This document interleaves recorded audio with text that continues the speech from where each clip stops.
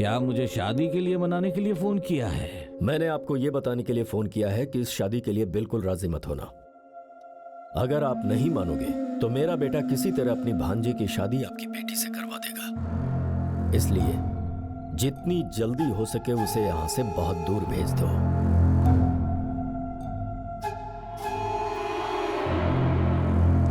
क्या तुम लोगों ने यह नहीं कहा था कि हमें इलेक्शन जीतने के लिए किसी चमत्कार की जरूरत है? वो हो गया। मिलिट्री नायडू मुझसे मिलने आ रहे हैं। इसी को मिरेकल कहते हैं इंग्लिश में। हमारे विधायक जी के नेतृत्व में युवाओं, महिलाओं के लिए अच्छी योजनाएं, पिछड़े वर्ग और किसानों को फायदा। हमने हर घर, हर परिवार के लिए बाथरूम का निर्माण करवाया। एमएलए साहब के साथ बैठिए। दान की और दान भी दिया। हमने बूढ़े लोगों की मदद की, विकलांगों के लिए भी दिया। मैं आपके घर आकर एक जरूरी बात करना चाहता था। मुझे पता है आपका भांजा और मेरी बेटी एक दूसरे से प्यार करते हैं, है ना? वहाँ देखो।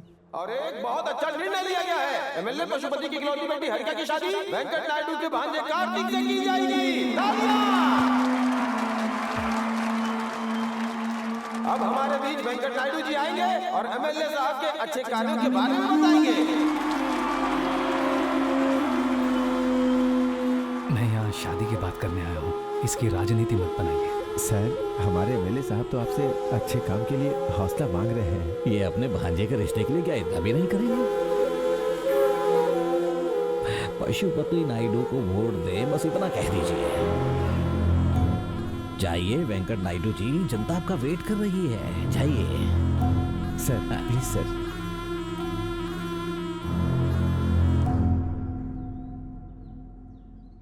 सबको मेरा नमस्कार।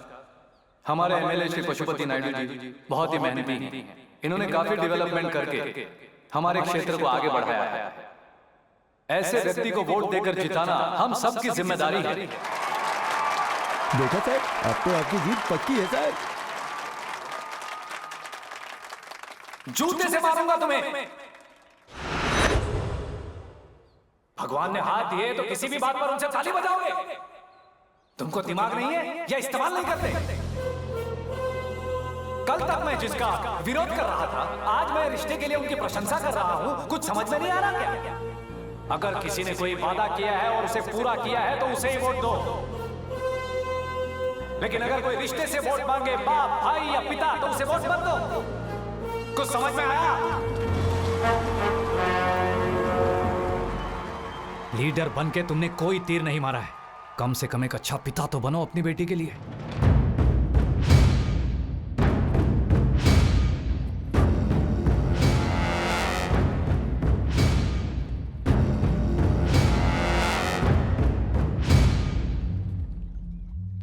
उस मिलिट्री नायडू को मार देते हैं जीजा जी। उसे जीना है, लेकिन उसके भांजे में उसकी जान बसती है, वो नहीं बचना चाहिए। हाँ माँ, बोलो।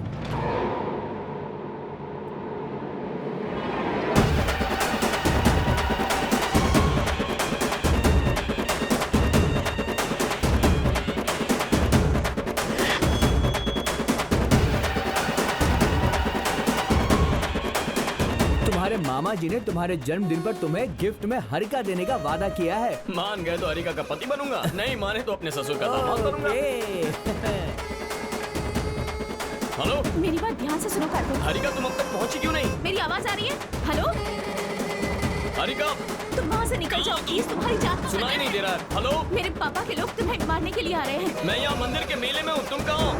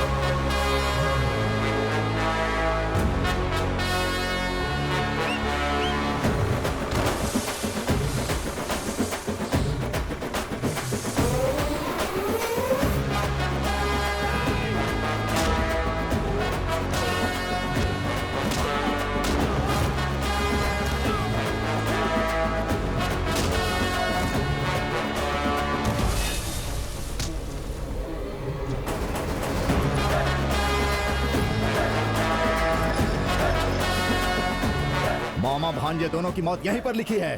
हे! मुझे अपनी ताकत पर विश्वास है, भाग्य पर नहीं। अपना चाकू पकड़ो, अपनी कमर को कस लो, अपना पता लिख लो और अपनी जेब में रखो। तुम्हारी बॉडी को घर भेजने की जिम्मेदारी मेरी।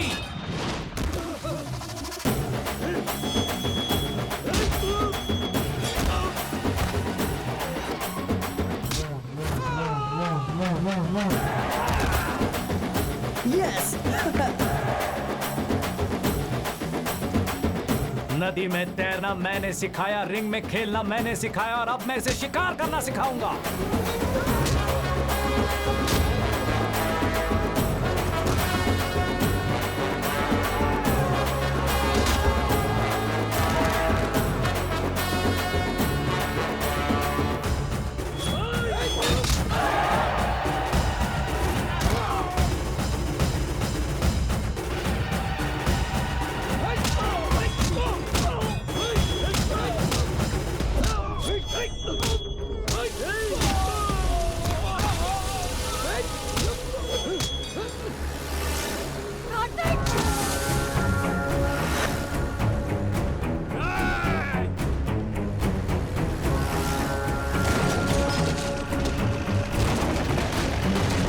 तुम्हारा खेल खत्म।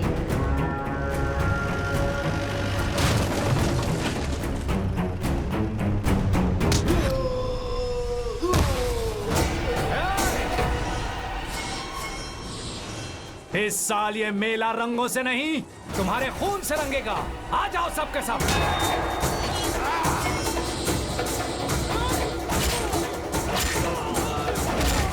आपने अपने बेटे को शादी के लिए भेजा और उसने गुंडे भेज दिए। लगता है मैं कुछ समझ।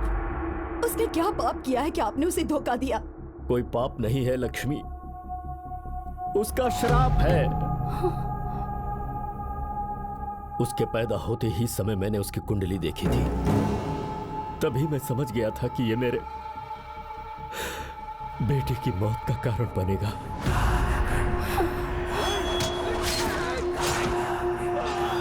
कार्तिक की कुंडली भगवान श्री कृष्ण जैसी है,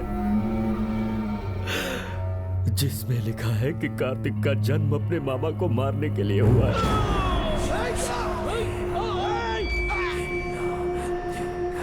लक्ष्मी, आज उसका 24वां जन्मदिन है। किसी भी क्षण वेंकट की जान जा सकती है।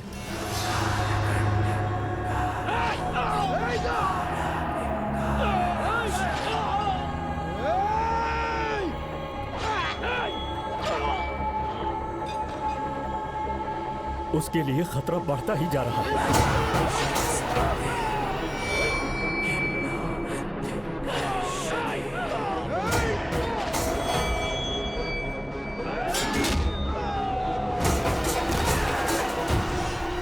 हे भगवान, तुमने मुझे भविष्य देखने का श्राप क्यों दे दिया? तेरे सारे गुंडों के जिस्म में अभी तो सिर्फ सांसें बची हैं। ये रिपीट हुआ तो उनकी जान चली जाएगी। अपने जीजा से कह देना, आज से उनकी बेटी मेरे घर में रहेगी। चल भांजे।